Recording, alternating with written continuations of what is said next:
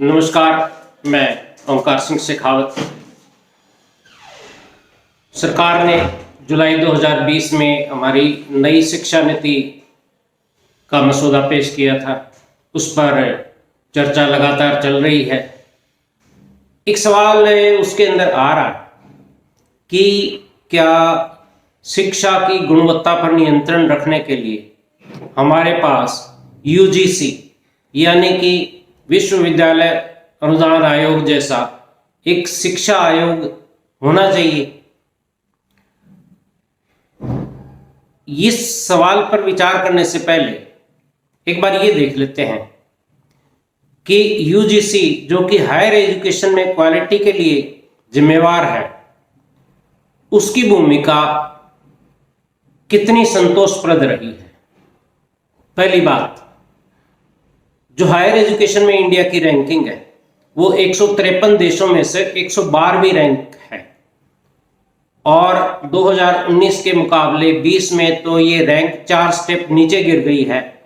और ताजुब की बात यह है कि हमारी ये रैंकिंग बांग्लादेश और श्रीलंका से नीचे है। एक बात।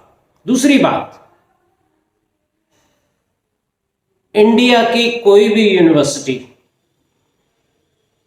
टॉप 10 तो छोड़िए, दुनिया की टॉप 50 भी छोड़िए, टॉप 100 में भी नहीं है, टॉप 200 में भी इंडिया की कोई यूनिवर्सिटी नहीं है।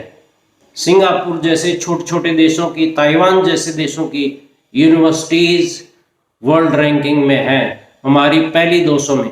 आप देख सकते हैं, टाइम्स हायर एजुकेशन के नाम से सर्च करिए नेट पे, आपको यूनिवर्सिटीज की रैंकिंग मिल जाएगी। तीसरी बात,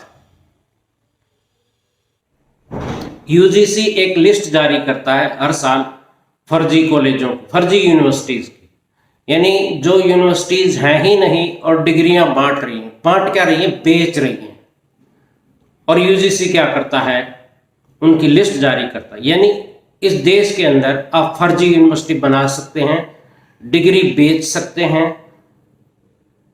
यूजीसी कुछ नहीं करेगा, बस एक लिस्ट में आपका नाम लिख देगा जो कि उसकी वेबसाइट पे है। ऐसा क्यों है? तो ये अकाउंटेबिलिटी का लेवल रहा है यूजीसी का, तो कहीं न कहीं इसमें हमें पूरी सफलता नहीं मिली है। तो स्कूल के लिए कम से कम ऐसा आयोग तो हमें नहीं चाहिए। हाँ, चाहिए जरूर। क्यों चाहिए, इसके मैं कुछ कारण बता देता हूं आपको, जिससे हमारा स्कूल एजुकेशन को भी रेगुलेट करने की जरूरत नहीं है। पहला है, बोर्डों में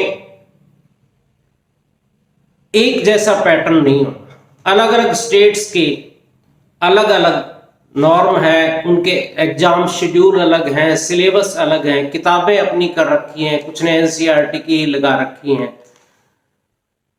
एक ही देश में एक ही बोर्ड क्यों नहीं होना चाहिए?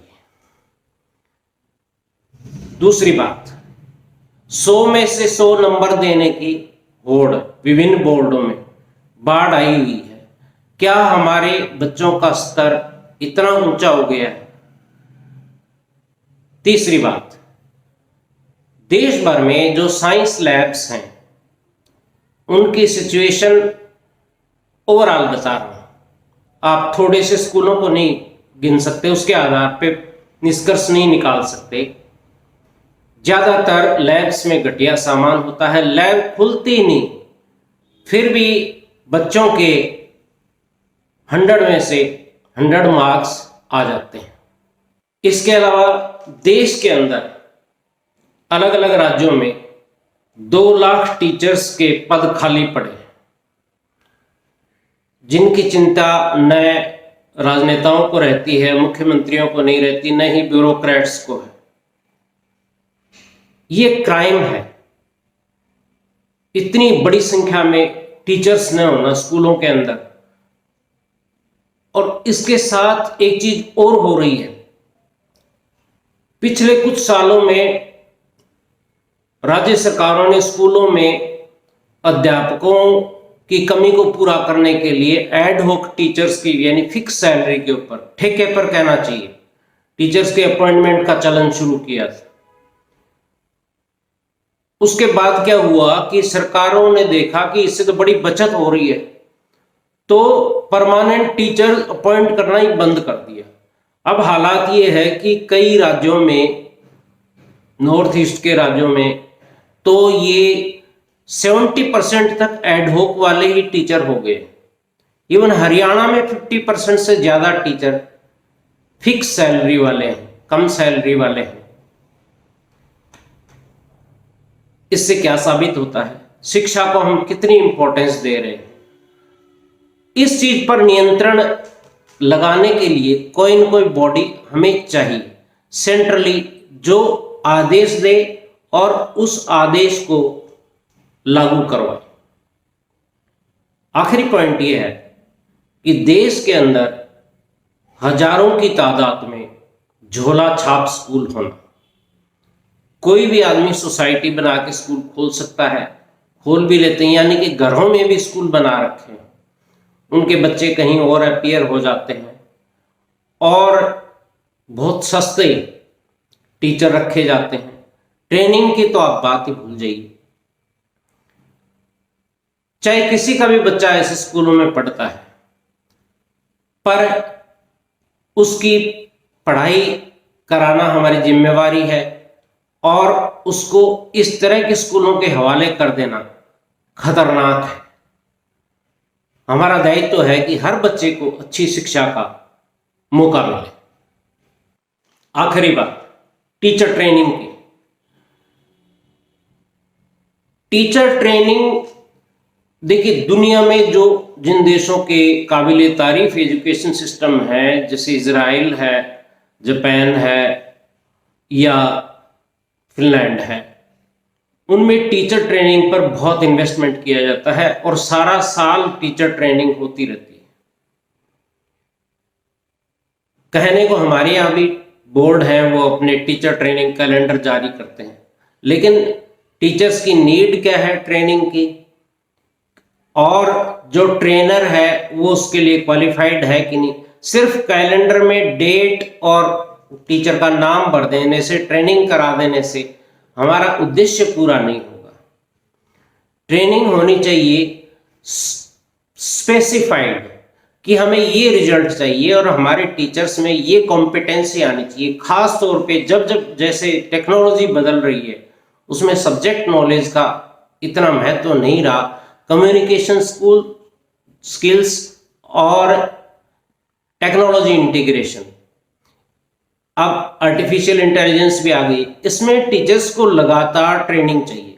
और अब तो जो जब से कोविड वाली प्रॉब्लम आई है और ऑनलाइन टीचिंग का रिवाज बढ़ा है, हाइब्रिड टीचिंग में भी, यानी अब क्लासरूम टीचिंग भी होगी और ऑनलाइन भी बंद नहीं होगी, साथ साथ चलेगी। इसके लिए टीचर्स को तैयार करने के लिए, नए वातावरण में टीचर्स को तैयार करने के लिए ट्रेनिंग पर इन्वेस्ट करने की बहुत जरूरत है।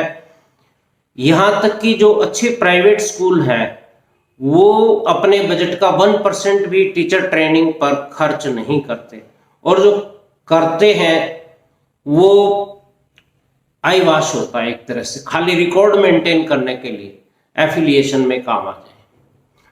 तो मोटा मोटी ये चीजें थी, यानी टीचर्स की क्वालिटी, खाली पद नहीं रखना किसी भी स्कूल में, पूरे टीचर अवेलेबल रहें, झोला छाप स्कूल बंद हों, और कुछ दोषपूर्ण ट्रेंड जैसे 100 में से 100 नंबर देना, बच्चों का इस लेवल तक पहुंचा देना, इन पर नियंत्रण रखने के लिए हमें एक केंद्रीय एजेंसी की जरूरत है, लेकिन वो यूजीसी से ज्यादा प्रभावशाली होना चाहिए। और जिस तरह चुनाव आयोग भी एक आयोग है, लेकिन अगर कहीं गड़बड़ी की शिकायत होती है तो चुनाव आयोग मीटिंग करके 1 घंटे में फैसला सुना के लागू कर देता है।